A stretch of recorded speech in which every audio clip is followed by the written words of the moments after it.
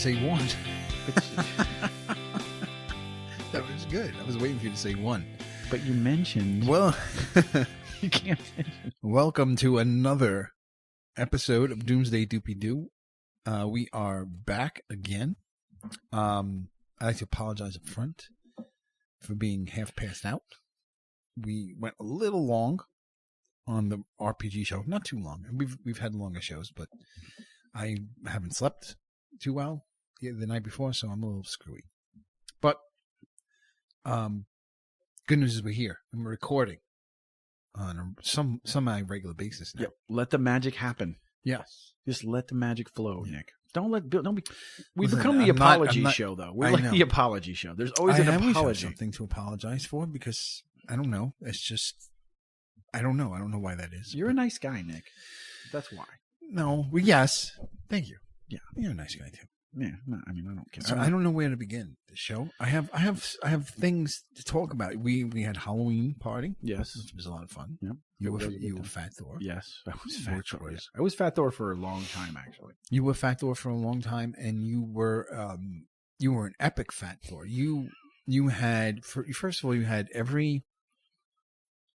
Like I've seen some people like and posting their pictures, and there were a couple of people that were Fat Thors here and there. Let's face it was going to be a popular costume. All the Avengers were going to be popular, Endgame type of thing. Yep. Fat Thor not as popular as some of the other Avengers, but anyway, but your Fat Thor trumped them all. First of all, you had him down. You had all the clothing down. You had every article of clothing to the utmost. Like you had the gloves, the shirt, Yep. the pants. There's like a weird, the Crocs, like a robe, the thing. robe, Yeah. the sunglasses, the beer in his hand. You had every single thing. But to me, like I first of all, I never seen you in character like that. That was great. You were Fat Thor. Yeah. For most of the night. Yeah. And to me, the like I said, the topper was when you were drinking the beer and your whiskers from your from your beard were going into the beer and creating this foamy mess on your lips, and you're talking with the accent through the foam, and the foam was spraying as you were talking, and it was just. It was perfect. Oh my god, it was really good, and I really think you should walk through life as Fat Thor. I had a hard time letting they talk about Heath Ledger. He's so tortured. He was the Joker, and he was just that was why and all that crazy stuff. And I can sympathize when you're in that character. Even when I took the wig off, and that was the beard off, and I sat at your kitchen table well into the evening. Just with the rest of the clothes, I was still Thor. I couldn't stop. No, you couldn't stop. And you were, I guess that was he was your Joker. Luckily, you're still alive. You're still here. I'm here. No, I don't think he's not as tortured. You over the top. Yeah, no, he's not that kind of. He's a more fun character. He's more fun. I guess. loving, Yeah, so I guess that's what it is. So, but you were immersed, and it was a lot. It was a lot of fun. I had a good time. I was nothing. I went as nothing. I was very boring. Yeah. Which I feel next year I'm not going to do. Next year I'm going to dress as something. I'm not used to having cool friends. That I have cool friends, but I mean, lately since I moved out here, I have had less friends, obviously, and then I have the few that I do have aren't the type who dress up as Fat Thor, the zombie of Eli Manning. It was.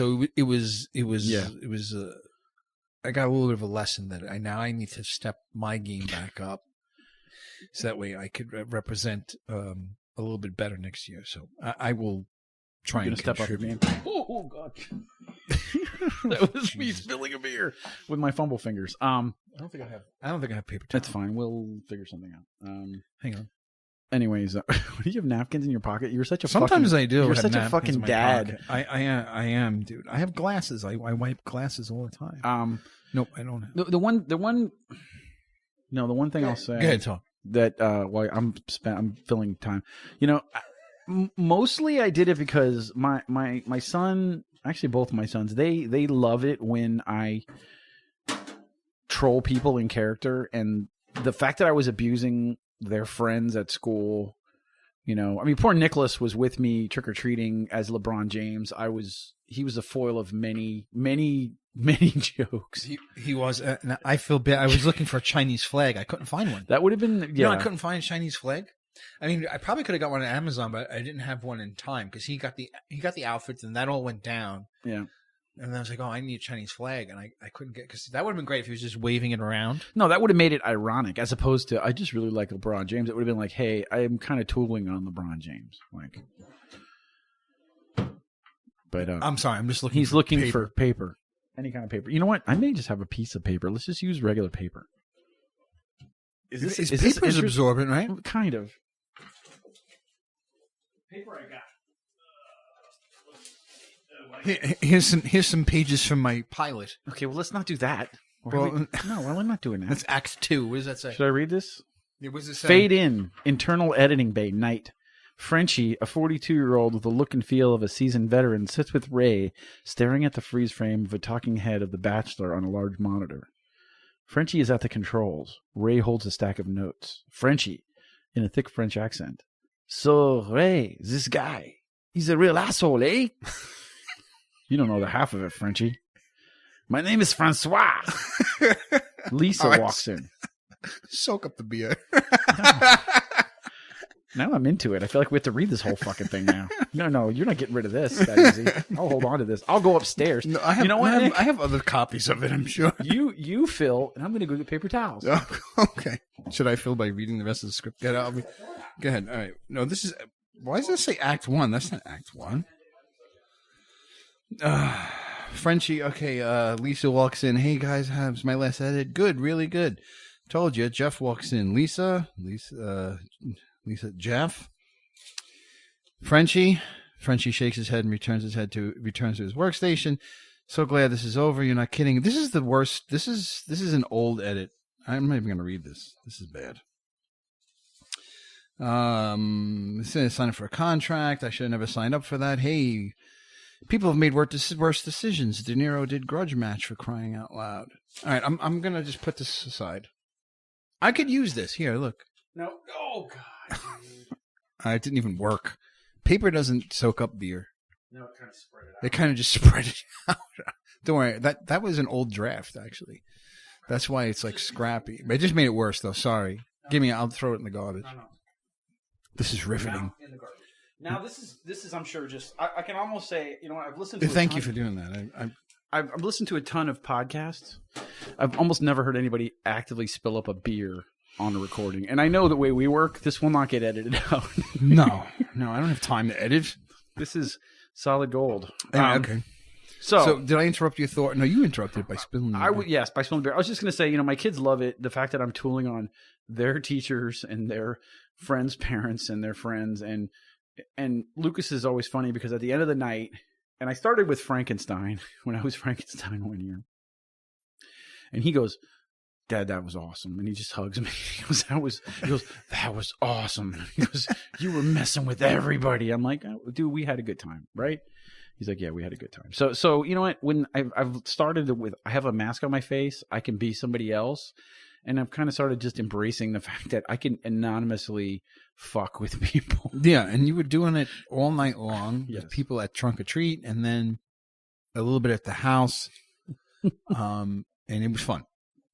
It was a good time. Thanks for hosting, Nick. Oh, anytime. Yeah, it was a good time. Okay, so I don't know where we should go next yet. I don't know if we should get into face recognition. Yeah. So I saw when I asked you, what are we talking about? Or which once again, when I asked you that, I said I was happy that you had ideas because I have a couple things I want to talk about too, but I didn't have anything set in stone. And the fact that you said you were just came back to me immediately. You wanted to talk about if one was Fat Thor, and the second one was face recognition. I'm like, what the fuck is going on in your head? What is what is your angle? The ACLU is I think suing now. I think over face recognition. Why? Because the FBI is gathering all of our faces from various services, and they requested a freedom of information to determine why, and they're not responding to it, or they're getting the push around, the kind of like the cold shoulder about it.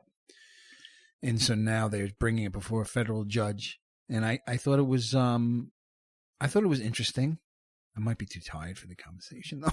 Well, but it's a little involved, but you do it's know some that scary shit. In New York City, I have a friend that works for the.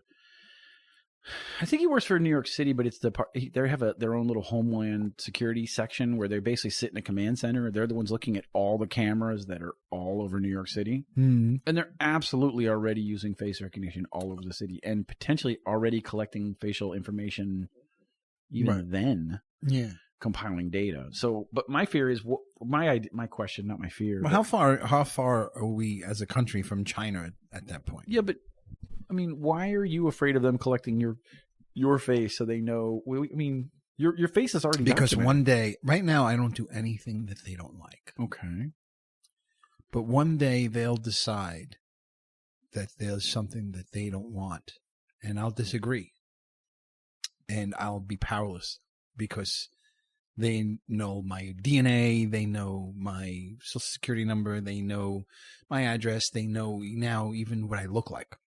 Well, they have your fingerprints already. They probably have I don't know if that's, my mother volunteered for that when I was born. When I was born, they didn't do that, where they fingerprint you in the hospital. Is that what you're talking about? Well, no, just if you own a gun, don't you have to be fingerprinted? Yes. Yeah, well, yeah. So they have. I mean, my question always is: all this information, not everywhere. That's is it not in true one? Everywhere, is all this information? We assume that all these databases of information talk to each other. I don't think that they do, but they're out there. Somebody just has to pull them all together.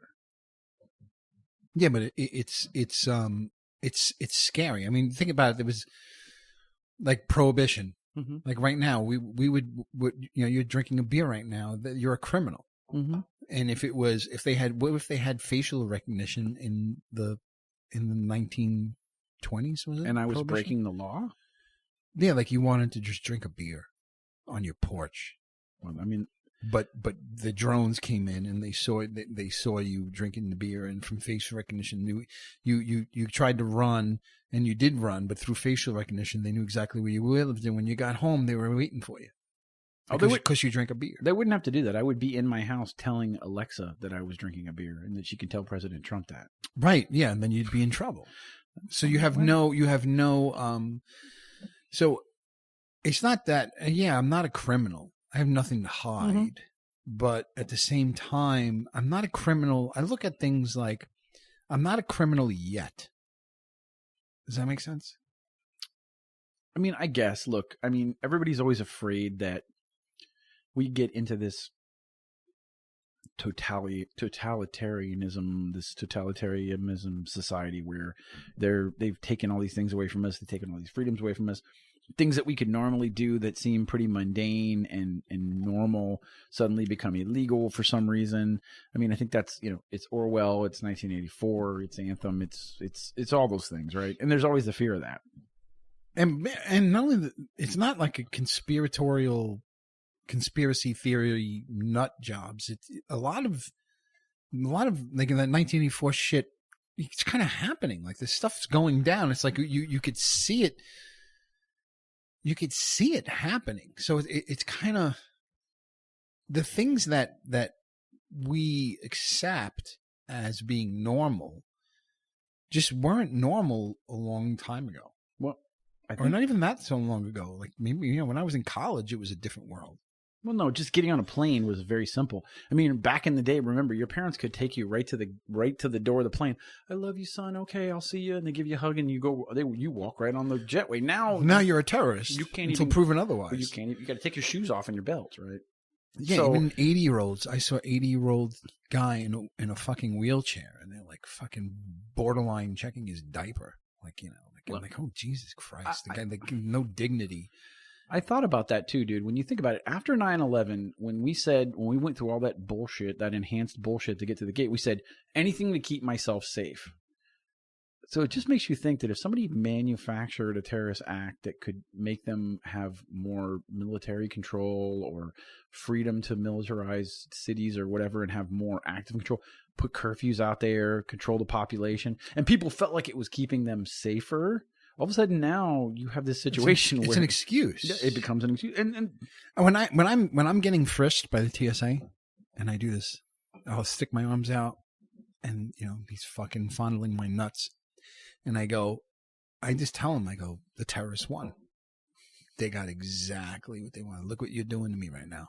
They won. They got exactly what they wanted, and they did. Yeah. If you really think about it, that was one of the most successful terrorist attacks maybe ever. Probably next to Pearl Harbor. Yeah. Yeah. Yeah, maybe more so. Yeah. Well, no, it was Maybe because more so, more deaths. Well, no? it was more it was televised. So And forget it was about the televised. deaths. The coverage was what was incredible, and then we continue to cover it. So, no, it was. I don't know. It's a scary thing. I don't think.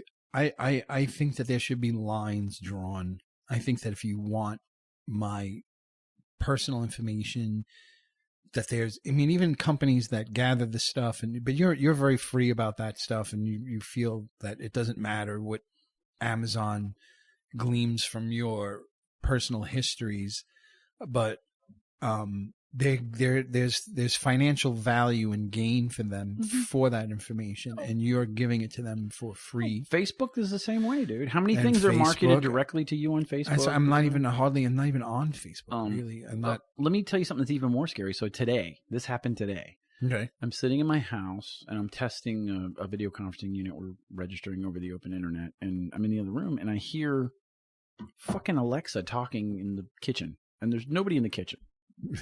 So I get up and I go into the kitchen, and I'm on with this guy that I work with who also has a bunch of Alexa shit, right? And he hears the whole thing, and I go in there, and she goes, "Hi, hey, what's your name?" Boom.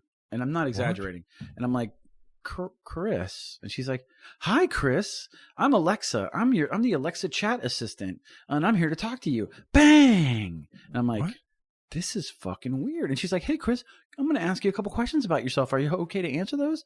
Hey, what are some of your favorite hobbies?" And me. Oh, my God. It's doing a survey in your own fucking kitchen? In the middle of the day. In the middle of the day, in your kitchen, you're doing a survey. I'm being interrupted. And I said, well, me. And at that point, I'm like, this thing is fucked up. And I thought maybe it overheard something. But now I'm realizing, no, it did this on its own. And I said, well, I like to manually masturbate caged animals for artificial insemination. This is my standard answer of what I like to do for fun. And she goes, well, there's no need to be vulgar. Pow. And this, pow? I don't know, but it's really weird, dude. Like, ooh, like she's emphasizing things, but it's not exactly the Alexa voice. And it's really weird. It wasn't like China? No. And then she was like, there's apparently some kind of project where they're trying to teach a chatbot how to have conversations with people who are lonely in their house. And some universities are working on it, and they value my input on it. And I'm like, just go the fuck away. But it did it just spontaneously. Like I was a lonely housewife trudging around my house. Alexa has the little motion sensor, saw me walk through the room, and decides to take it upon itself to have a conversation with me and ask me. It was a survey in my house in the middle of the day, dude. Walking between the bathroom and the living room. Right. So, I mean, you're talking to a guy who would go on for hours with my wife, to the point where it's a joke and she laughs about it, that commercials are louder than the TV shows. Mm-hmm. And they are, though. And to me, that is an invasion of my privacy and of my home. I feel like I set the volume of my TV, not you. And if I'm not setting the own volume on my television, I don't know, how free am I? What liberties do I have when my own remote is ignoring me? It's like, screw you. I'm going to be this loud because I need to sell Tide to you like now. And if you were dozing off on the couch, screw you. I'm waking your ass up because Tide is good stuff. Well, you're lucky if it's Tide. People need stuff to wash their clothes. What about narcolepsy medicine? What about boner pills? What about any other piece of medication that you're listening to? You ever have that commercial that you're listening to and you're going, what the fuck is this a commercial for? Because all I'm hearing is a list of side effects that are horrible, like psychotic breakdown, murderous thoughts. I'm still trying to figure out if the doctor guy in the Truvada is playing is he playing a doctor or is he playing a patient who happens to be a doctor? Maybe he's a patient who thinks he's a doctor. I can't figure it out every time I watch it. What about Ray and Chantix? Because it's like all these different people, and like I Truvada, and then he comes on, he says Truvada, but he's got a stethoscope around his neck. And I'm like, are you just maybe? But what is Truvada a commercial? What is Truvada for? Prep. Yeah. Prep for what? for people who are predisposed to HIV, it helps to lessen the chance of contracting HIV. So if you're people at with like risk, an autoimmune disease would so if be, you're at risk, and I can't tell if the people are if they're homosexual, but then some of them look like they're lesbians. But then I'm like, lesbians, why would a lesbian be predisposed to HIV? And I think, well, maybe they're transvestite. Is that what they are? And then it's like, well, she's pretty. No, but predisposed doesn't mean at risk. So there's at risk who have risky behaviors that might put them in a position to. But predisposed tells me that's like autoimmune. Well, not disease. predisposed. No. That was your word. It was my word? I don't know. Yeah, no, it's the wrong word. No, this just who are more at risk. But here's my thing with that. Isn't that predisposed? No, predisposed would be. I gotta get the dictionary. Would be from a pre-existing condition could contract. Was homosexual a pre-existing condition? No, what the whole? Well, it's exactly. See, now this is where the tables have turned, and you're being politically incorrect today. No, I'm not. I'm not. I'm saying, well, what is But here's my point: a commercial sells something to somebody who may not know it exists, but a person who is in that position, their physician would probably tell them that. No, but I don't think so. You don't think so? Why? No, I think maybe some people learn about a medicine that didn't exist. Like I know people who've gone to the doctor and then, the doctor's like, oh, you got this, blah, blah, blah, blah, you got this. And then they'll go, oh, what about this? I heard about that. And then they go, oh, well, you could take that. Well, he needs to take his kickback from his pharmaceutical. No, but I'm saying like the doctor didn't think of it. Like you thought because you saw the watched the commercial, you could say, oh, well, what about this? Is that any good? And then he could tell you, well, it does this and this. You could take it. If you want me, I could write a prescription for you. And he writes it. But you may have psychotic breakdown now if you take it. Yeah. And anal leakage. Things lack of erection. Yeah. Or erection that doesn't go away for 3 days. And cancer, and that could be deadly. You could bleed from your rectum, eyes, nose, ears, and throat. Yeah. And if you have a cold, don't take, tell a doctor. Or if you're at risk of a cold, don't take this. Right. Something. Usually at that point, my wife and I look at each other like, you know what? I think I might deal with HIV at this point. Yeah. I mean, you look at some of I think it was like a psoriasis or eczema pills, isn't it? And I have a little eczema over the top of my left eyebrow, and I guess maybe it's worse if you got it all over your body. Mm-hmm. But if you listen to the side effects, it's like, well, Jesus Christ! I mean, deal with some flaky skin, just scratch a little bit, yeah. Yeah, I mean, mine isn't itchy. It looks like dandruff almost. It's a little gross. But I mean, and I guess if you have it everywhere, you could be self-conscious about it. But you wouldn't. me personally, I don't think I'm not in that situation, so I don't know. Yeah, so it's hard to say. No, I agree. So the commercial thing is funny, but it's the funny thing is the technology is the same thing that is chasing the commercials. Like DVRs smashed commercials, right? Because now we could just zip through the commercials. So what do? When people start unplugging from cable, they were like I have Hulu, I can't fast forward through the commercials on Hulu. Like I'm literally stuck, and it's the same fucking commercial. It's totally bullshit, and they're. But don't you pay for the service? We have to pay extra to skip the commercials. What the extra is? What, $15? It's like $5 or whatever. $5 more. Yeah, but I'm not. There is no free version of Hulu. There is. So there's like a Netflixy version of Hulu. There's a Hulu with live TV Hulu, and then there's a Hulu with live TV that you can skip the commercials with Hulu. There's always everybody's trying to get to a premium product to sell you, right? They're going to sell you this. So this is affordable. But if you want the golden package, you got to pay for it.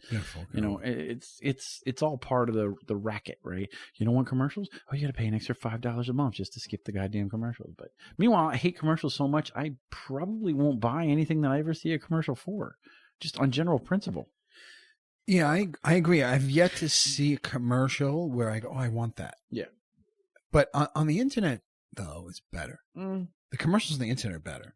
They are somewhat because they know more about you. Well, they're marketing, specifically to what you're looking at. TV is more, Nielsen rating. They don't really, not quite sure. Yes. But what on the internet, they oh wow, I was just at that site. They'll show you things that you had in a cart and then you left. Yep, and you forgot. You forgot about it. Well, you get emails about it. Hey, you looked for this on eBay. You interested in more things like that? Yeah. But here's the funny thing. That's scary. But what happens when that email comes and there's a picture of your face? You looked happy when you were looking at this. What if you're a pretty over-the-top, good-natured guy, but you look, maybe in your personal life when you have 15 minutes, you're watching some pretty edgy porn, and how does that fucking impact it? Because they're tracking every fucking porn video you ever fucking look at on the internet too, dude. Yeah, and if your camera's looking at your face and they know the faces, they got videos of you fucking jacking it and everything, dude. So this brings up No Nut November. No Nut November? Is No Nut November mean no sex at all, like with your wife and stuff like that, or is it just no fapping? But you can't ejaculate. You can't bust a nut. So No Nut November is literally just straight edge, no sex, no. Yeah, I mean, I think some people say you shouldn't. It's not just no fapping. Yeah, it's just no. It's not no fap. Yeah, I mean, I think you could circumvent it by just if you fuck but you don't come. That's anticlimactic, literally. I don't know. I mean, Sting would probably say it's tantric, but no. Well, yes. It's not all about your Nick. It's not all about your orgasm, Nick. No, it's not. It's not a race to a finish line. No, exactly. Yeah. No, it's about the journey along the way. Yes. You just never get where you're going. Right. So then you keep starting over. That's the thing. That's the problem I have with that statement. That's why I don't focus on the No Nut November. I'm more about No Shave November, which I'm balls deep on that. Movember, where you grow mustache. I thought Movember was when you mow for mustache. You're gay for like a month or something. No, mustache. Oh shit. Movember. It doesn't sound I think right. that's what you're supposed to grow mustache in November. Homosexuals. In November, you're supposed to not masturbate, grow a mustache, and write a novel. Well, the latter two can actually influence the former. If you're going to sit there unshaven writing a novel, you're probably nobody's going to want to fuck you anyways. Well, yeah, but that's got nothing to do with not. Well, it's just easier. No, it's harder, probably. Well, I don't know if it's harder. If you're sitting in a room with a computer trying to write a novel and not masturbate, that's hard. Because that's writers talk to any writer. Talk to anybody who writes. Dude, did you hear about the two guys from Game of Thrones? Remember the Benoit and Benoit, the guys who did Game of Thrones, the geniuses who did Game of Thrones, and they had B&B, what do they call them? B&B, yeah. And they had this huge press conference which basically said, we have no idea what the fuck we're doing. They basically said it was almost a complete fluke. They're like, we had great actors who did good acting. But we just have no idea how to do this. And they were given a trilogy of Star Wars movies that subsequently they basically just said they're not doing it anymore. And I don't know if it's a coincidence. I don't know if it's just them saying no one said it wasn't clear if they left. It happened the next day. Or if they were kicked off. Dude, it happened the next day. It's not sure what it was, but something was weird. It was weird, yeah. So I just thought, I'm like, why would you... Look, man, it's like I was working with a guy on a presentation, and he told the guys, that took us like 3 hours. I'm like, you never tell him it. You always do the Mr. Scott, right? It always took us like 3 times as much. That's a 9-hour presentation, dude. You never tell him it took 3 hours. You tell him it took way more. Oh, that's so involved. Yeah. Especially if they say it's good. Oh, this is great. You guys are doing a great job. Oh, yeah, that took us 3 hours. No, dude. It took us like 2 days. We didn't sleep. I'm doing this for years. I didn't eat. It's my children. Magnum opus? Yeah, it is my magnum. I missed my kid's birthday party. I'm like, come on, dude. Play it up a little bit. So. All right. So, so facial recognition. We talked about the chatbot. Okay, go ahead. You were going to say. I was just going to say one last thing. Social media has put this stream of... You literally know what people are thinking. I would be more worried about people monitoring, and they do monitor social media feeds because people just put it right out on the internet, dude. And there are those people there are people who are putting stream of consciousness out on the fucking internet, what they're thinking, and it's a formal record out on the internet of what you've thought, what your proclivities are, what you're interested in, what you don't like, what you like. I mean, with a social minor program, I mean, you could get so much more information in identifying the kinds of people that you're talking about, the people who... Well, you can only get information about people who do that. But there's more, which is a small subset. Yeah, there's more. I guarantee Twitter is probably 60% bots, maybe more. Maybe, but there's more people that put stuff out on Instagram and Snapchat and all these social media things. There's a lot that people put out there that can. People have been doing that, even like blogs. People have been doing that for a long time. It's out there, dude. I mean, it's very popular. So you have all these pieces where, like you said, the government, if they found a way to pull all these things together, they could find a tremendous amount of intelligence. They already have most of it, I think.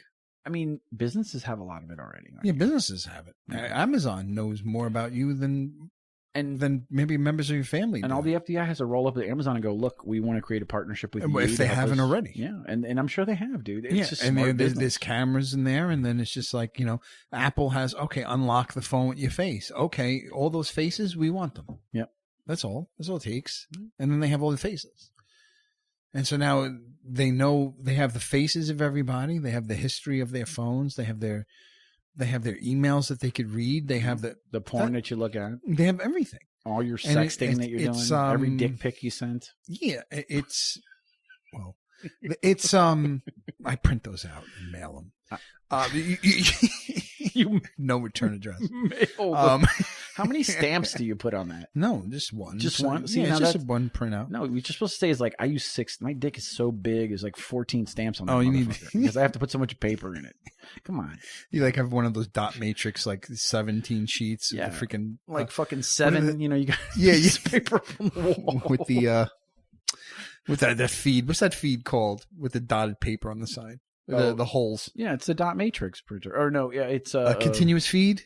Continuous feed feed printer where they just have like happy birthday. I remember I had a Oki Data hooked up to an IBM PC Junior, and I had a birthday party, and I had a happy birthday on like 10 sheets. Yeah, stuck with tape on my wall. I remember that. Yeah, I remember when it was exciting when you could do like a picture with letters. You could make your little picture. That first naked picture that you downloaded on your 3600 baud modem. It took like an hour waiting for like one line at a time. I think I see a nipple. Oh my god.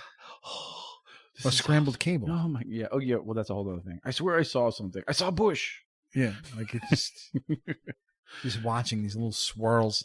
No, I could swear I could watch it. Yeah.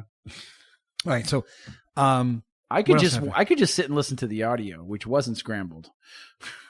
Oh yeah, the audio it wasn't completely scrambled. It was a little scratchy. It was like a little you heard like little whispers of it. And public access was also almost as good as that at the time when you lived in Brooklyn. Did you not have public access TV in Brooklyn? Yeah, yeah. There's no porn on it, dude. In California, they had the most ridiculous public access. Yeah, this strip bar sponsored a public access show where they brought. It was strippers and porn stars on the fucking show, dude. Really? And they really got away with some stuff in that studio. It was right on the edge. That's smart. It was crazy. It's free. It was very entertaining. I used to watch it periodically. Is there a public access still? I don't. See, where we live, it's not so prevalent. It's mostly bigger cities. I know L.A. had it. San Diego had it. I'm almost sure New York had to have had it. I think New York had. Dr. Susan Block, I think, was another New York public access and always on the Stern Show. I think she was on the Stern Show, but she was it was a lot of sex stuff. You get the weirdos talking about just crazy shit, conspiracy theories and stuff. You'd get sexual stuff. You'd get religious stuff. Now I'm wondering if we could just do a public access show. Should we do this on public? It has a public access feel to it, doesn't it? This? Yeah. I don't know. Don't you think? Yeah. Yeah. I guess. Maybe. I'm out of it. I'm fucking shot. That's fine. Okay. We only got about 27 minutes to fill. Really? Yeah. Oh, wow. We went fast. Oh, we did? Okay. Yeah. I mean, I still have like. Okay, let's talk. Okay, so we did the technology part of our show. Okay. We did? Kind of, yeah. Well, I mean, I have on here Watchmen. So you finally watched. Now we're both. So let's go background. We're both huge fans of the original Watchmen comic by Alan Moore. Yeah. And it's hard for people of our age to not be, because that was. Yeah, that book was amazing. Big book. It was social commentary. It was the first kind of superheroes being more founded in reality. It was dark. It was dystopian. We talk about this stuff. Yeah, and it was like these rundown retired superheroes and chasing down this that murder of the comedian. Yep. And running up against the soulless culture of the 80s, like this whole other thing that was happening underneath it all. Yep. And then you had on top of it this ominous second comic that was running through, that would periodically drop in. Was that the pirate one? Yeah, I forgot the name of that. Which was like a and that was foreshadowing. It was foreshadowing, and it had its own social commentary. So it had all these layers, and then the whole thing was just going towards this huge conspiratorial end, and it said so much about so many things. It was an amazing graphic novel. It was a huge work too, though, because he did, besides just setting those characters up in the 80s, he built like this golden age of heroes that was before that, right? The mystery men of and they were like multiple generations down the road past that, right? Mm-hmm. To get to these 80s superheroes who were way more flawed and imperfect and darker, right? Yeah. The children and the offspring of these other heroes, but it was a massive world, and it was so it's rich, right? It's one of Time Magazine's 100 best novels of all time. It's incredibly well written. The tone of it is fucking perfect. The tone of the book. Art is perfect. Yeah. So it was a great book. So what character did you, I want to say, identified with, but who was your favorite character from that original Watchmen? I'm not sure I identified too much with anyone in particular. I loved Rorschach. See, I loved Rorschach too. He was kind of my guy. Yeah. But he was a lunatic. But the thing that I liked about him was he didn't start out. I think he started out with this idea that he was going to clean things up, and then it was a bigger job than he imagined, and also taking the weight of it on, it started to affect him, the weight of what he was trying to do on his own. Yeah, but he was like this. I mean, if you look at it in today's context, which is some of what this show does, he was a right-wing fascist in a lot of ways. He was very hard-nosed, seriously flawed. He was, but he was a cool character, so that's what I liked about him. It was the mask, and he had his parts of his morality you could agree with, which is what made him a really cool character. Dr. Manhattan was awesome. Wait, and even Ozymandias. I mean, they all, except for the exception of Dr. Manhattan, who I think was the only one who really had a handle on. He's the only real superhero, actually. But also the idea that Ozymandias was a superhero. But they all had this idea that everything was very black and white. Ozymandias had his agenda, which was eventually that was the spoiler alert, that was the big conspiracy at the end of the whole thing, which was this whole everything was orchestrated by Ozymandias to end the threat of nuclear war, more or less, right? The doomsday clock. The doomsday clock and all of those things. And manipulating Dr. Manhattan, who seemed at times unmanipulatable, because how do you manipulate someone who exists on multiple planes of existence, right? He knows everything. And that was part of the genius Omnipotent thing. The Dr. Manhattan pieces were, amazing, because he existed in every time simultaneously. Yep. He knew every permutation, and yet here this mere mortal was somehow able to get around that and manipulate him, Yeah, well, he was super smart. Yeah, and that Rorschach was also easily manipulated, right? Because he knew what to do with Rorschach to push his button. Yeah, to get him to very easy to push his buttons. It was a great book, and part of me, and I've only watched one episode of this new show. And how many are out? Two. I've watched the second. Probably by the time this comes out, there'll be like 3 or 4 out, but maybe 4 out. Yeah. So I mean, I've watched one. I didn't see the second one yet. I'm going. What did you think? So a couple of things. One, I forgot when I watched the first episode, I was a little bit underwhelmed because I expected it to be Watchmen, and I think that was unfair. Because like we just discussed, Watchmen was a snapshot of when it was written, which was in the 80s, right? Just like Dark Knight Returns was written in the 80s. So you get a lot of these 80s Max Headroom-y feels and just general ideas and feelings about that era, and it's not going to work that way now. Right.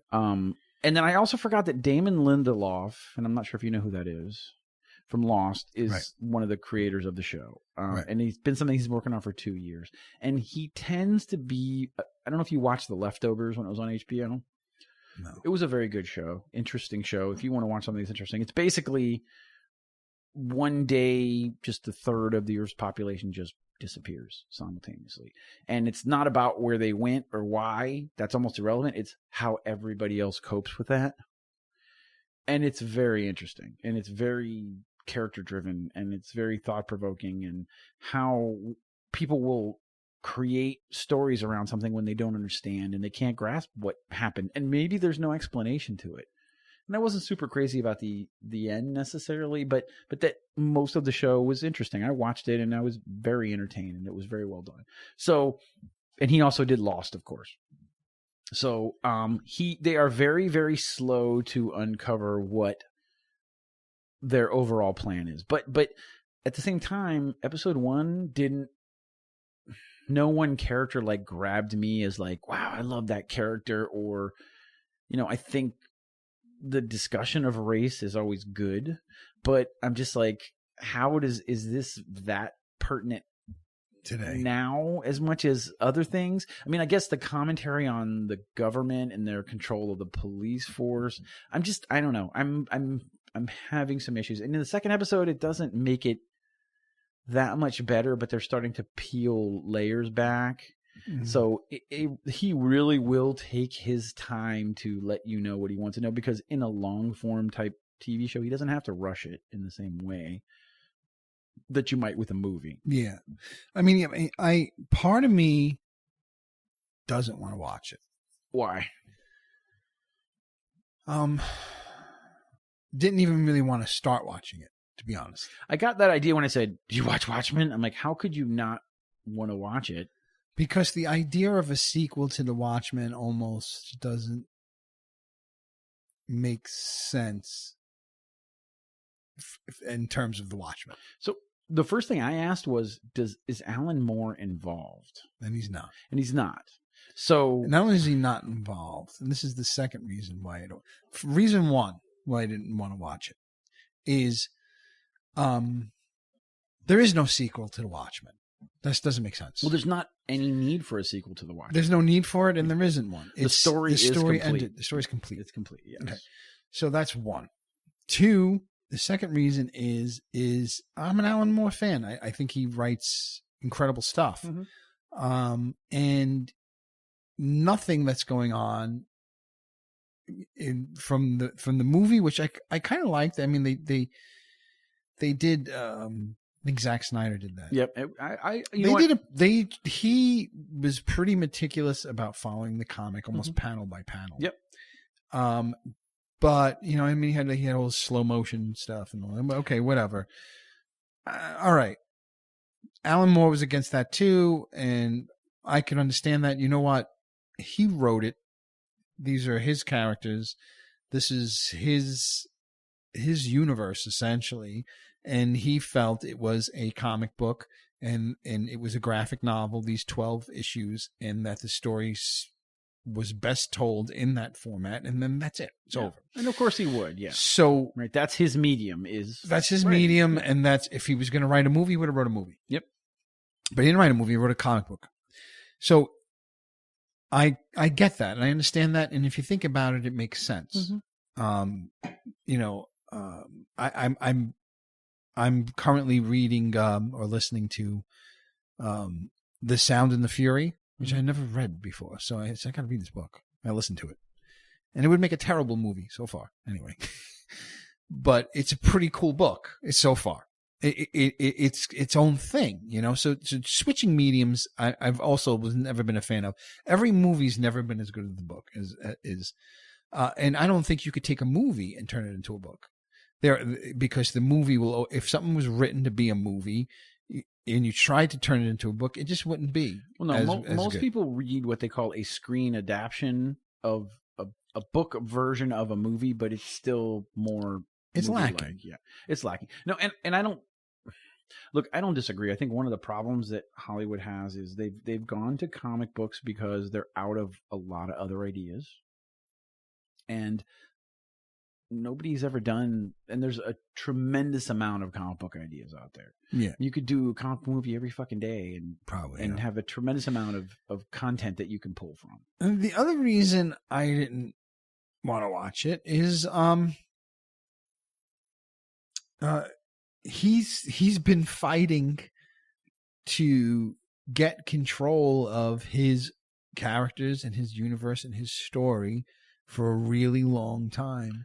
And this business, this Warner Brothers, I think, right, owns it. Mm-hmm. Well, that was what Warner Brothers, who owns DC Comics, said, yeah, screw you and whatever rights you think you have to this, even though it didn't exist, and then you thought it up in your mind, and now it exists. Well, now it's ours, and we're going to bastardize it as much as we want. And to the point where, and he's fought it for a long time now, and now he's just given up.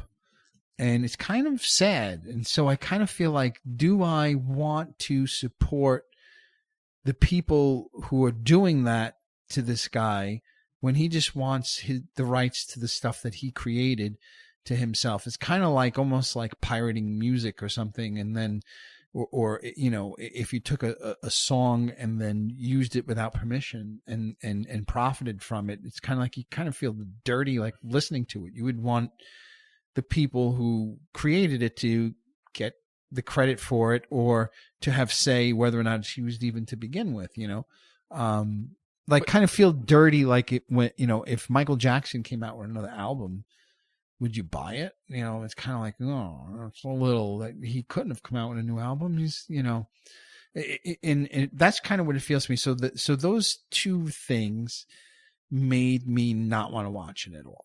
So that was my feeling going in. So going into it, you already have a negative feeling. Oh yeah. Yeah, pretty negative. But at the same time, I love the Watchmen, right? Mm-hmm. So part of me was just excited to see it. But you pay for HBO regardless of whether you watch that show or not. I don't know. My wife, I don't know how she did that. So I told her to get rid of the phone. I said, get rid of the phone. I don't know why our cable bill is so high. Just get rid of the phone. We don't use the phone. Just use cell phones. Mm-hmm. And then she called me up and she got her bill lowered by $2. And they threw HBO in for free or something. No, they give us everything. Oh. She goes, but we have everything now. Okay. I'm like, okay, but I was trying to get the bill low. So here's, and I never got into the morality of it because I was going to ask you, because I didn't know. Alan Moore always seems to have a problem with every. Well, he hasn't had a single movie done, a movie adaptation of his. He has anything good said about it. He doesn't have anything.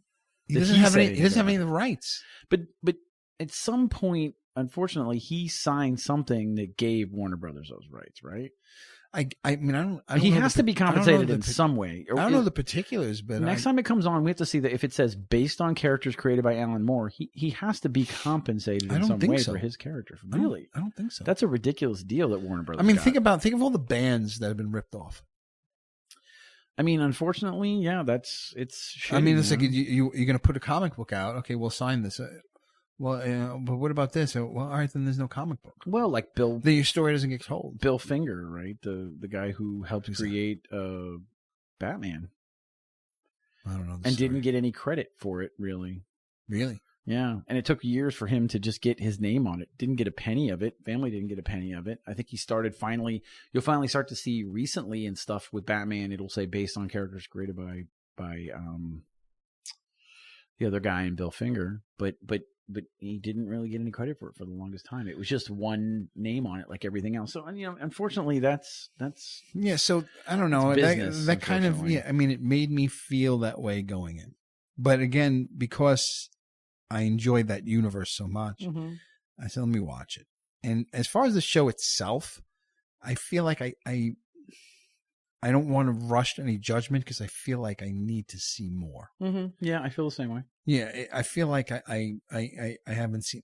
I will say that the initial gut reaction, was similar to yours. Was like, oh, okay, the racism and the Tulsa, Oklahoma, and this weird black financial district, the Black Wall Street. And I'm like, what's that about? Like, yeah, I mean, it was kind of like, listen, like you said, race needs to be talked about. Racism exists. There are white supremacists out there. There are freaking some lunatics out there. but I feel like here's, again, I liked, there was the parts that I definitely liked, like when that in the opening scene, I think it was, when that guy was pulled over, the white guy, yep, by this black cop who's wearing a face mask, and right away you didn't like the police officer. There was nothing to like about him. Yeah. Okay. And it wasn't the color of his skin.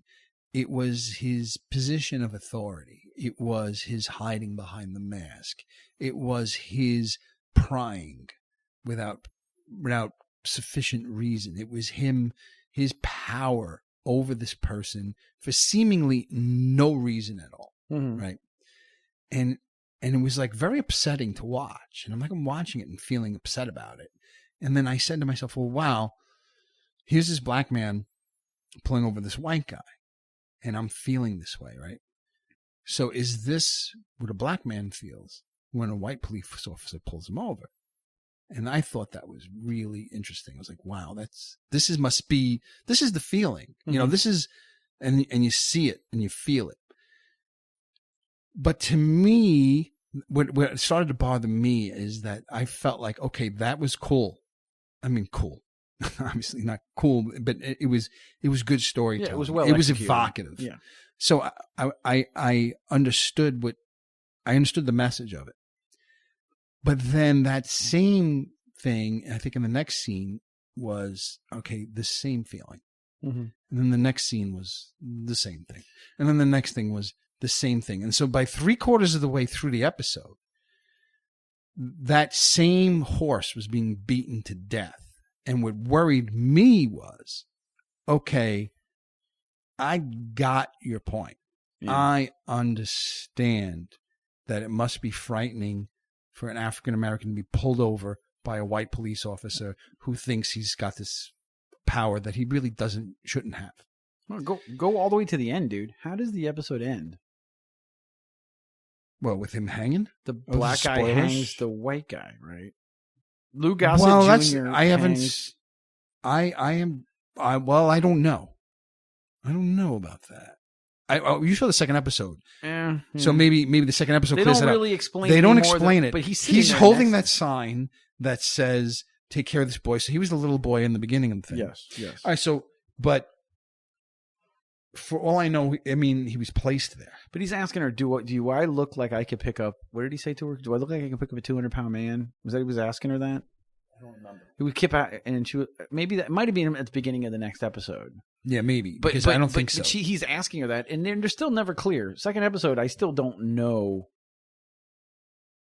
Right. If he hung him or not. But, I mean, he's sitting next to him. Right. So you clearly can't be rooting for these police officers, right? I mean, that cop was asking for his gun, which I thought was very interesting, too. There was that's what I'm saying. There was some things to it that I was like, oh, this is cool. Yeah. Like, he needed permission to get that gun. But what did he want that gun for? What, because the guy was white?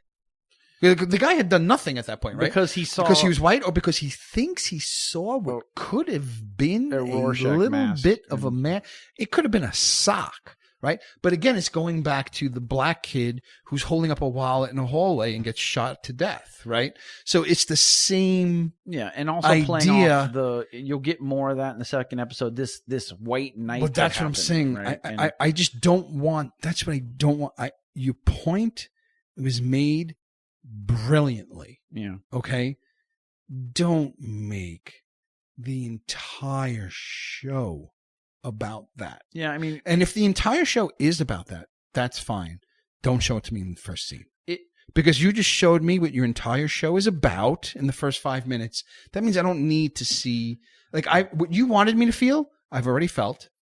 So now what am I watching your show for? I will say this. Does that make sense? It happened, or I don't want to come off as a racist because I'm not. But they're kind of beating you over the head with it the whole time, and it's obvious. They're beating me over the head. That what this must feel like, and I don't want to say I get it because I never experienced it, but I will say after watching that episode that I'm closest to feeling it than I've been before. Yeah. Right. So that kind of put me in their shoes a little bit, but without being in their shoes. So not feeling it fully, which must be worse, obviously. But so just, and I, like I said, I thought that was brilliant. But now, okay, so, but you've played that card. You've made me feel that. I've felt it. You want to reinforce it? Okay, you reinforced it. Okay, you want to reinforce it? Okay, how much are you going to reinforce this same thing? And you could see that Veet is going to be this evil white guy. And it's playing off like that. And I don't know. And then they were like cool moments, right? Like the watch. Yeah. And it was like, oh, wow. The watch. That hearkening back to Dr. Manhattan and how he constructed himself from nothing back one piece, every piece where it belongs, right? I mean, it was just, I was like, oh, cool, but I just hope that that's not what the show is about. If it's not what the show is about, then it seems like it could be a really good show because, like I said, that was very powerful. Where I didn't like the amount of racism that Angela was subject to was disturbing, right? I mean, it was like it wasn't present. Maybe it is present day. I don't know. But for us, like in the Northeast, it couldn't be further from present day. There are parts of it that I'm sure. Listen, maybe there's racism. Maybe that's why it's set in Tulsa, Oklahoma. That's why it's set in Tulsa, Oklahoma. Exactly. If it wasn't set in Tulsa, Oklahoma, it would be really hard to believe because she experiences racism everywhere she goes, even in a school, and she's separating, right? The egg. She's separating the color from the whites. Yeah, right. She's separating from the whites, and she's there's all this. It's racially charged, right? Yeah, for sure. So, and I'm like, okay, like I said, I felt it, brilliant. I got it. It hurt. Okay, what more can you want from me now? What do you want to do? Punish me? Do you want?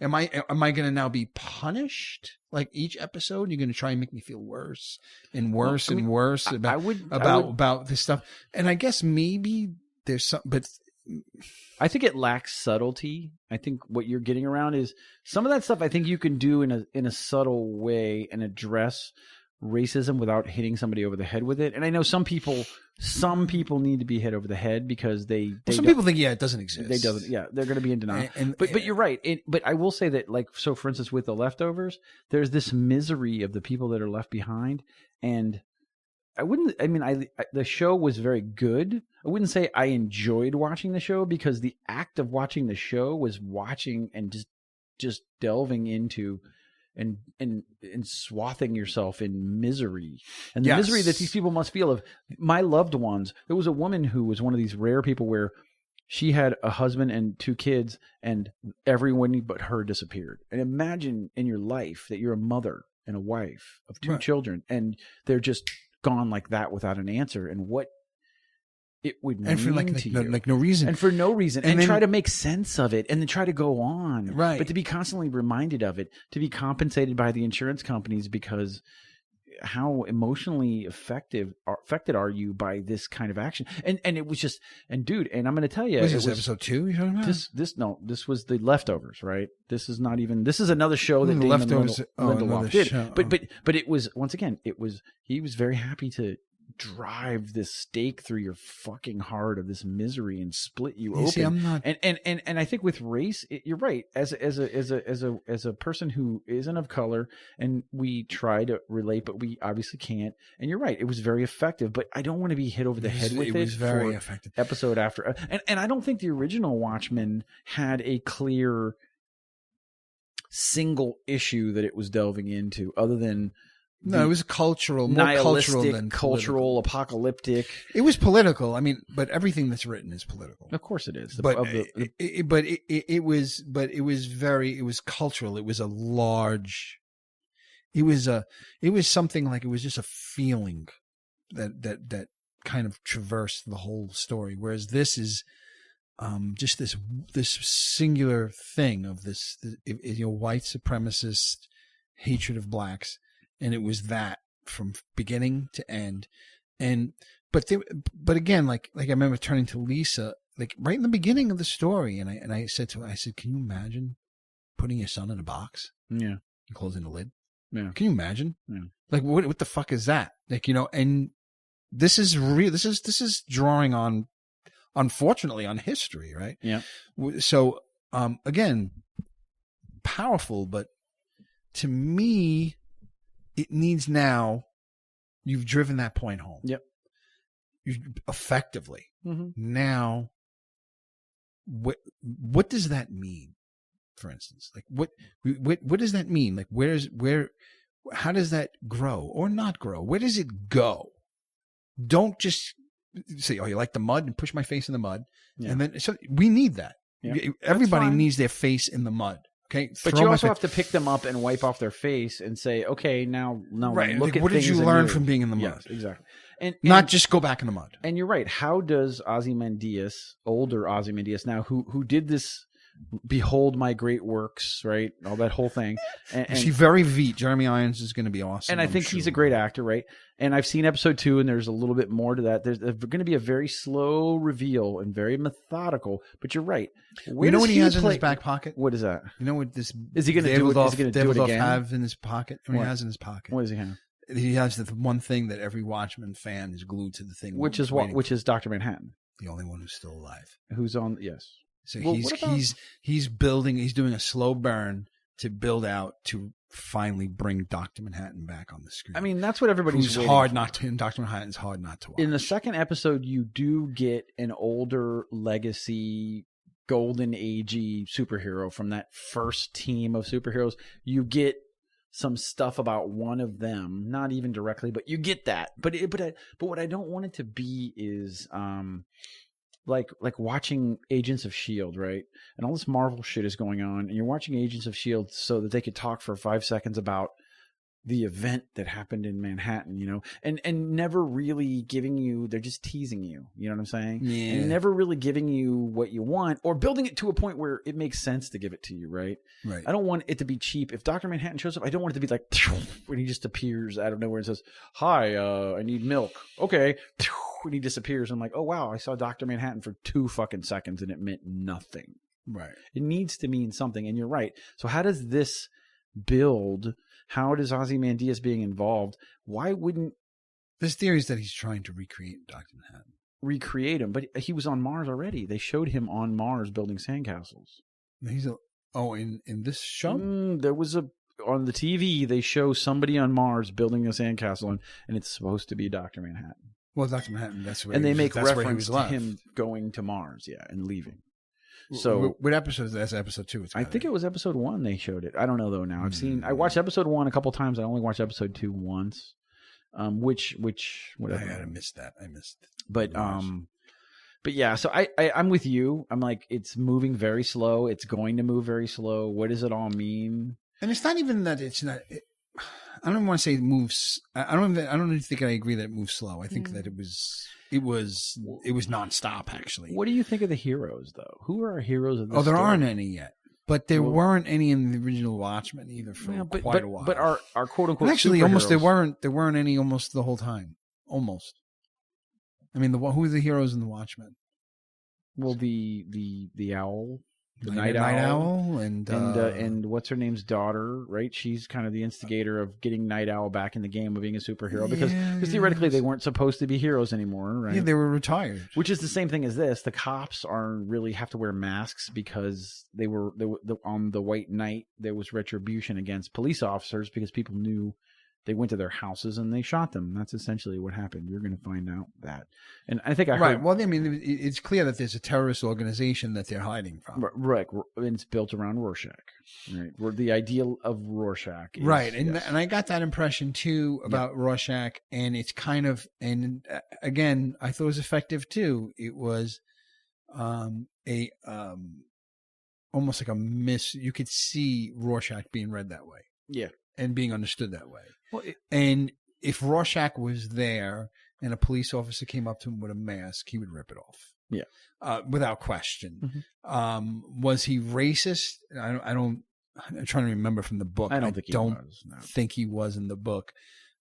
he was more like quote unquote like this righteous, like just someone said like because then I started looking. I said, "Is it me?" And I started like looking, and we were talking about because he praises Truman early on in the Watchmen, and it's like that's the guy who dropped nuclear weapons on 2 Japanese cities.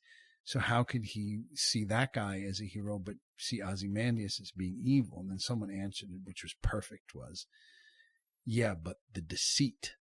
Ozymandias was deceiving everybody. He was dishonest in his right. Yeah. Whereas Truman was like, I'm going to drop a bomb. Yeah, I'm going to save a bunch of other lives. And that is really what Rorschach is. Like, he's like, well, I'm not going to go along with your lies. So that's, again, that's what made Rorschach have some of these redeeming qualities, but though he was a psycho. So, and we're seeing, and that I guess maybe partially bothering me too, because you took this character, right, that was very multifaceted, right? Really like a 3-dimensional, intricate character, right? Rorschach was. I think he was to me when I was reading it. And they've reduced him to a right-wing fascist. Well, but I could see him, like I said, I could see him being somebody would take something that Rorschach wrote and interpret it to their own ends, right? Just like everything else. Exactly. I just hope that it opens up. Yeah, I mean, I think it will, and I think it'll be entertaining. I don't know if it'll be. My fear is I don't know if it'll be satisfying in the way that I want it to be satisfying, but I'm okay with what I do. Well, anything that guy does too. Has it satisfied anyone yet? No. I mean, I watched Lost and I felt cheated. No, the ending of that was bullshit. And you're telling me Leftovers, you also were disappointed. The ending was so we almost really could be set to have another disappointing ending. It's possible. And then he talks about Alan Moore a bit too much in interviews, and then he brings it up, and I think he even said he was cursed by him or some shit. Like, get over it. The only thing I could say is I think if you were legitimately a fan of Alan Moore, you would not try to do a Watchmen sequel, and I think I would agree with you on that. No, because Alan Moore hates everything anybody's ever done of his because he has no involvement in it. He has no say in his own stuff, like you said. Which is depressing. If you think about it is because it's his creation, and he should minimally have a say in it. He should have some sort of say. So, I mean, part of me feels like I'm torn. Yeah. Part of me wants to. I'll be honest. Part of me wants to not to watch another episode. Yeah. And which was one of my last notes, is that, this is a pop culture show almost. Mm-hmm. And should it really be when I either, I don't watch anything. No, you don't watch anything. I don't watch anything. But I think one of the interesting things that we do is that you don't watch anything, but you still have an opinion about it, which makes it interesting. Because I have an opinion about everything. Because I watch everything. So you watch everything. I do. And I watch nothing, and I have opinions about it. No, but I think that is an interesting facet because it gives us a point of conversation about it. I try not to have opinions about things I don't see, except I have opinions about trailers. That's not true. The first I'll say episodes, I won't watch a movie because I watched the trailer and I just feel like I know what it's going to be. And I've just over and over been proven right to the point. But the only problem is that, as you've pointed out, is that there'll be times when I'm wrong and I'm going to miss something good. Yeah, those are the times when you're, right. I mean, but, and I want to say this, and we do talk a lot about things we don't know anything about, because let's not forget about the whole first few episodes we were talking about political situations that we were not read up on. And look like assholes. Supreme Court guy. Yep. We don't even remember his name now. Ferguson? What? What was his name? Is it Buchanan? Buchanan? Francis? Where is that guy now? I think he's on the Supreme Court, isn't he? Yeah. He got away with whatever the hell he's rapist. What is he? Or not? I don't know. We don't know. Allegedly, I don't know. I think he is. the Mueller report. The Mueller report? No, that's different. That's different? Yeah, that's a different thing. That's Russia and Trump. But yeah, I mean, we do talk about things, but you know what? Everybody, the difference is that we admit it. Or I admit it at least. If I don't really totally know, I'll say I don't really know. No, I think it's even more than that. I think we'll say there's this big box. What the fuck's up with this big giant cardboard box? Then we'll walk around the outside of the cardboard box and analyze every part of the box without actually ever looking inside the box, and then decide that we don't know enough about what's inside the box to talk any more about the box, and then we leave. We leave. Yeah. So we start to talk about the box. We start to bitch about the box. We never open the box though. And then someone goes, you know what? We didn't look in the box. Yeah, you know what? You're right. We didn't. You could look in the box, but you know what? Fuck the box. Fuck the people in the box. Fuck the guy that packed the box. Right. Exactly. Fuck the motherfucker that shipped the box. I mean, look at the writing on this box. It's all wrong. I can't spend another minute. That's on not box. biodegradable material. Yeah. So I mean, I think you're right. We don't, but I think we go around the outside of it and come back to the reason why, like, we're fucking idiots and we don't know what we're talking about, so we're gonna shut the fuck up. And most other people are the opposite. They just talk more, and more, and more, and more. And I think that's a part of the problem. So yeah. And we're at about 1 hour and 10 minutes. And see, we went for. I was worried that I wasn't gonna make it. I didn't even get into the writing of. I'm writing a book. You're writing a book. Is it a novella? Is it a novella? Is it a novel? I'm not doing NaNoWriMo. I'm not doing the novel November thing. Mm-hmm. This is just something that I was just working on anyway. Okay. So I'm just writing a book. And that's maybe why I feel more along the side. I've always written things. I've always written scripts and stuff. But it's hard to get scripts made in over here in New York because you don't have any friends. There's no one to network with. There's also everybody has a script too. No, it's worse in LA too. But at least in LA, like if you're working around these people and you make friends, honest friends with people, and people who could trust, you build trust relationships, and someone, check this out, and then they'll check it out. But from New York, that's just not happening. The shows don't start in New York. They just don't. Most movies don't either. So I'm on the wrong coast for scripts. I've written a bunch of TV scripts, movie scripts and stuff, and I just like, And but I've been playing with writing a book, and so I've been starting to write. I have a couple of short stories, and I have I have 2 books that I'm actually writing almost at once. But and I think that's what makes me feel towards Alan Moore, because I know, like, I'm sitting there and I'm writing some of these things, and I that's why I tend to side with him. Like, I feel bad, like, just that he doesn't have control over that. That's like, it's really kind of sad. It's kind of it is, and I think some of it has to be, and I don't want to blame him, but at some point, like I said, he signed something. Yeah, that gave Warner Brothers all this stuff. It's a bad business. I mean, when you're a starving writer, you're like, well, I think he signed it with DC Comics. Yeah, and he thought he freaking comic book company, and then also Warner Brothers buys it, and then, we're making a movie. What? What do you mean making a movie? It's all intellectual property. Yeah, but so with your writing, something that you should know about, and that's a beautiful thing about technology. The good thing about technology, you can publish your book yourself on Amazon chapter by chapter.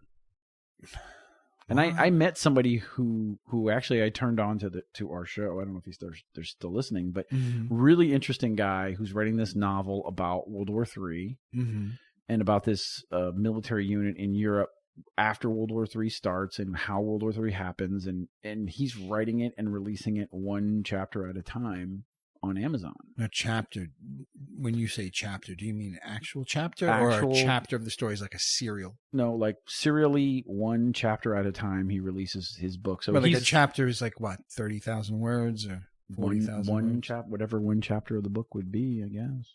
Well, that's pretty short. I mean, it depends. I mean, people can buy it. I mean, think about the idea that you could buy a book and read the first 3 chapters and be like, I don't want to pay for the rest of this book. Would you buy a single chapter? I mean, I guess if he's doing it, I mean, I wouldn't, but I don't think I have the same sensibilities of people nowadays. I think some people might be like, you know what, I like that. They have that Kindle Unlimited where if you're a Prime member, I think you could just. Well, some of those are packaged in where you still get paid for it. But how does that even work? I don't know. He was trying to tell me, and I was really drunk, so I didn't.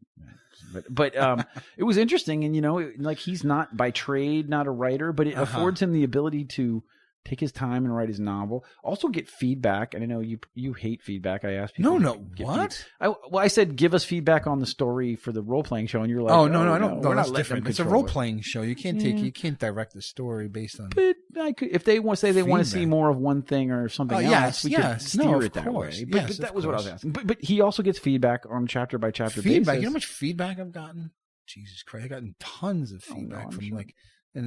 Mostly ugh.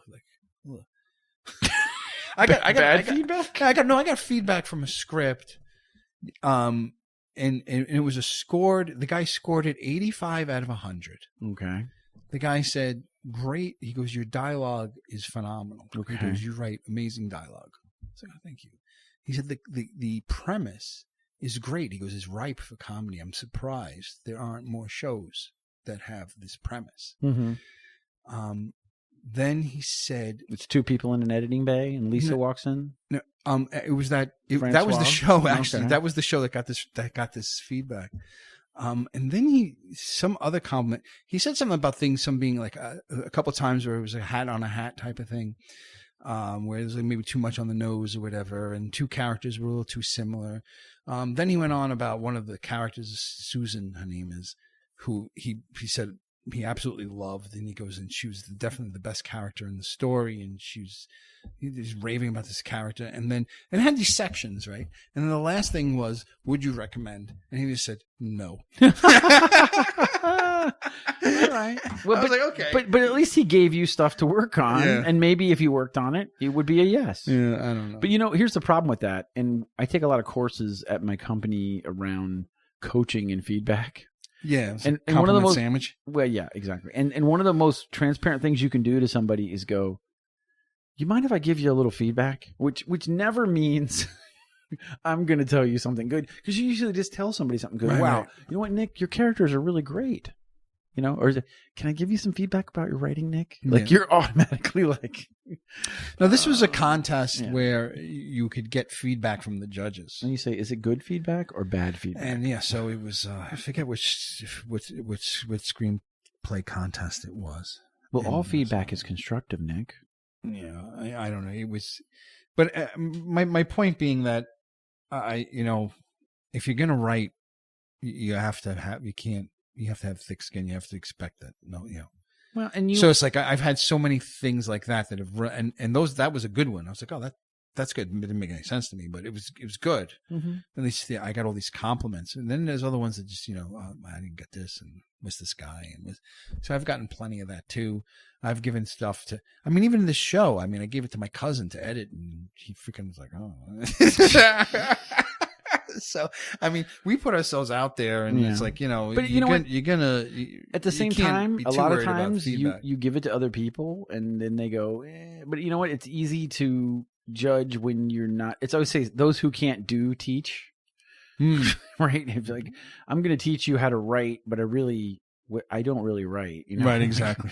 So but I'm going to criticize you. And actually, I was listening to Binge Mode to do the Star Wars stuff, and what the fuck did they say George Lucas said about critics? He said critics are the worst fucking beings on the planet because all they do is tear things apart and don't create anything themselves.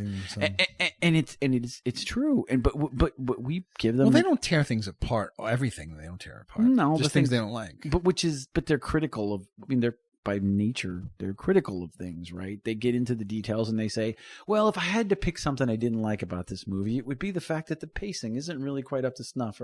Right. But they're critical of things. But when you write what you're writing and you put your soul into it, and then somebody says, but that's to be expected. It is, but it's like somebody's fucking with your baby. It does hurt. Yeah. But you're right. You have to accept it. Now imagine someone takes that baby and then starts raping it on the big screen. No, I could see. Yeah, I could see that being a problem while pocketing the money. No, and Alan Moore feels. Look, League of Extraordinary Gentlemen was a piece of shit. It had Sean Connery in it. That was about where it ended. I thought, and I agree with you, I thought Watchmen was pretty well done. I don't think there are many graphic novels that, you know what? He gave it a valiant effort. He tried so hard to keep it. As far as converting it to a movie, which is a different format, I think Snyder did a great job. You know what? Frank Miller's Sin City, which is another comic that is very holy to me, like don't touch it. Robert Rodriguez did a great job of it. I mean, it was frame for fucking frame, the fucking movie. I couldn't even the colors. It was amazing. It was visually black and stimulating. White. It was almost like it was drawn. Yeah. But then the point is that then why not just read the comic? Read the fucking comic. But you know what though? Read the comic. And what's great about a comic, what I like about a comic is when a panel like hits you. You could stare at it. No, for and like you do. 5 You minutes. take in every single part of it, and you a lot of stare and stare. And that Miller stuff, when you were staring at it, it wasn't even there was a ton of detail there. It was so stark and contrasty. I don't know. I don't know what it is about his style of drawing. It just sucks you in. Yeah, like and the gritty characters and the story, and So I mean, but you're right. A lot of other, to be fair to Alan Moore, a lot of the other stuff From Hell was with Johnny Depp. It wasn't terrible. V for Vendetta, I thought was pretty good. I thought that was pretty well done as well. I thought it was pretty well executed. Too. So but it could. Is it just he's overly critical because it's not is the same as exactly the same, and he's inflexible in those ways? But if it's his creation, he has a right to be that way. Yeah. Well, I mean that's the end result of it, and I could get some of what he's saying in that whatever medium like a piece of art is created in, it should that's the medium it was meant to be in, and really the second it steps out of it, it loses something. Yeah, and it's true.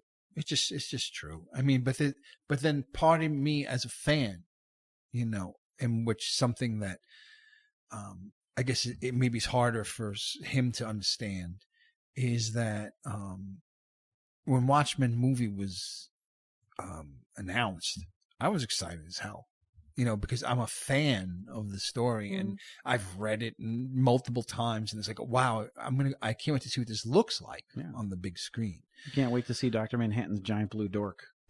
And I was wondering what they're going to do with it, and they threw it out. No, there was a giant blue penis dangling around. Yeah, multiple. They put that out on Front Street. But I'm also like at the same time like take something like we talk about, and we should talk about Star Wars for a minute because I think that that's going to be the next show. We're going to do our original series, original saga, Star Wars, New Hope, Empire, and Return of the Jedi show. Right. We're going to break it down. I'm going to break it down Joseph Campbell style. Yep. A la Harmon. Boil it down to all of its key elements. Yep. Reassemble it, mix it around, and then we'll do one for the prequels, and then we'll do one for the sequels, moving into the completion of the sequel trilogy. Mm-hmm. But I'm excited for Mandalorian and the fact that they're going to. Take that world and do Disney something. Plus credentials. That's fine, and do something with it that I haven't seen before. I'm good at compartmentalizing. Like Watchmen is sacred and holy, and nobody can fucking touch that. No matter what happens out here, it's not going to change how I feel about that. But you know what? Impress me. Show me something that's going to impress me that is in the same vein. Because you're not fucking Alan Moore. Nobody, few people are. But impress me. Play with the characters. Do a thing. Do your own thing. Right. But do something with it. Don't just tease me with all these. The idea. Oh, maybe Dr. Manhattan will come back. Well, here's Dr. Manhattan on a TV over here. I'm like, okay, well, you're kind of teasing me. How are you going to bring him? Is he going to be into this, or is he just some thing that you're using to entice me to watch your story? Right. We'll see. I don't know. We'll see. I'm not going to tell you that episode 2 changed my mind. I think I'm going to give it. How many episodes should I give it? 6 episodes. Jesus Christ! 6 hours of my life for something that I. What else would you watch with those 6 hours? Nothing. I would probably read. Gordon Ramsay, Hell's Kitchen, or practice my guitar. Okay. Or you could just let me watch it, and then I'll tell you what happens. I could let you watch it. I'm going to watch it anyway. You're going to watch it. I can't let you do anything. But I'm notorious for reading a book, playing a video game, and watching a movie at the same time. So I'm a massive multitasker. So that's probably why I'm not good at any one particular thing. But I think on that note, at almost an hour and a half again, so we've done 3 hours worth of shows. I think we're done. 12:34. Okay, let's go. We're going to bring my anniversaries this weekend. So. Happy anniversary, buddy. Thank you, man. I can't be completely wiped out. Yeah, when you got birthday parties tomorrow. Tomorrow's birthday parties. Last day of I have to replace my mailbox. What happened to your mailbox? You didn't see it? Some Hallows Eve. Somebody smashed it? Yeah. Fuckers. It's funny. Everyone in the neighborhood's like, "Oh my God, check your cameras." Did they get? Like, I feel, you know, I'm from Brooklyn, you know, so my mailbox was a metal thing that was screwed into some bricks my whole life, and I feel, I feel like I've undergone some initiation. Like someone on Halloween Eve stuck their head out of a moving car and whacked my mailbox with a bat. And part of me feels good about that. Why? I don't know. I saw the door was hanging open, but I just assumed you didn't close the door. No, it's smashed. I'll check it out on the way out. And part of me was like, which is weird, I guess. I mean, someone would be going, "Oh, my fucking mailbox." I went and looked at it, and I almost smirked. I was like, "Oh, some subversive kids is like, you know, what are you gonna do?" I would say fuckhead kids, but you call them subversive. Yeah, I mean, a little mischief on in our Halloween's town. Eve, no? A couple of douchebag rich kids smashed your mailbox. Fiberglass mailbox. Did anybody else get hit besides you? Yeah, everyone on that side of the street. Someone was out the car, going, boosh, boosh. Which to me, I'm like, I don't know why. I guess if it happened again, I'd be pissed. But this time, I kind of laughed to myself. I'm like, all right, some kids having fun. Okay. You know. Hopefully it doesn't happen again. No, hopefully it doesn't happen. Because the problem is, if they know they hit your mailbox, they've obviously driven through this neighborhood before. No, so you think see, that's what I think that is the mindset of the people who were upset, is that they think this was some cold and calculated thing. And I think it was just some kids that had a couple of beers on Halloween Eve. It's a dangerous neighborhood to start smashing mailboxes. You know, people might chase lead at you in this neighborhood. It's possible. Yeah. It's possible, which requires more balls to do it, which makes it probably a little more exhilarating when you're doing it. I guess so. Not that I'm not going to be coming down your block smashing your mailbox. Don't worry. No, that's fine. I have 2 pieces of rebar sticking up to the top of it. So if you smash my mailbox, the bat ain't going very far. You're gonna. That's a good idea. Maybe I should do that. That's what we used to do. My mailbox used to get hit all the time when I was a kid. So we we took rebar and driven it into the ground. Yeah. So when you hit it, the bat. Oh, you just jam your hands. Oh yeah, fucks your hands up. Get a ringer. Yep. That's a good idea. A supreme ringer, though, dude. That's worse than a baseball. Yeah, you don't want to hit a bat with a piece of rebar. And the mailbox doesn't give. So it's just like, it goes about halfway. So I'm installing it tomorrow. I got to go buy it. Just drive some rebar into the ground, yeah. So you got to just drive it into the ground and then install the mailbox over it? You might need to I forget how my stepdad did it, or something to buckle it to the side of the brick so it's really firmly in there. Brick. Well, you have a pole. Yeah. You just have a plastic pole. Yeah. We had like a brick. They were hitting brick mailboxes? No, they were hitting the metal mailbox off the top of the brick mailbox. That's the way, dude. Back in the old days, all the mailboxes were brick. Nowadays, it's all these plastic pieces of shit. Really? Yeah. Well, they didn't do my neighbor next door, and he has his mailbox in the brick, like a little brick house. Of course, they can't do that. Yeah, but I mean, I was saying now that I think about it, they could have really ruined his day by just going with the bat and just, smashing the door in, let's say, in that mailbox. Because then how do you replace that? You have to. You have to take the bricks apart? Depends, unless there's something on the back. I don't know how it's attached. That doesn't make sense, right? Because they have to eventually replace the mailbox. You don't want to take the bricks off. There has to be a way to take it out of there, yeah. We should go over and ask him. You want to go now? No. Okay. All right. I'm sorry. On that note. All right. So it's been nice hanging with you guys. Yep. Always a pleasure. Are we recording? Oh, no, we're not. We were just talking for nothing for an hour and a half. I don't see the red light. Oh, there it is. Dude, I'm watching it right here. I'm watching this. It's all thing you count. now, bro. Yes, I got it. All right. All right, people. DoomsdayDoopyDoo.com and DoomsdayDoopyDoo@gmail.com. Yeah, you can follow us on Twitter. Send us an email. If you don't want to see anybody really say anything, at CJ Scannell and at Nick R. Tweets. Maybe someday we'll explore. Or you guys can message us and give us something to tweet to you about. I'd like an email or two. I'll try and I want you to mention me, and then I will Facebook you and then maybe Snapchat you. Something. All right. From the shower. Wasabi peas, bitches.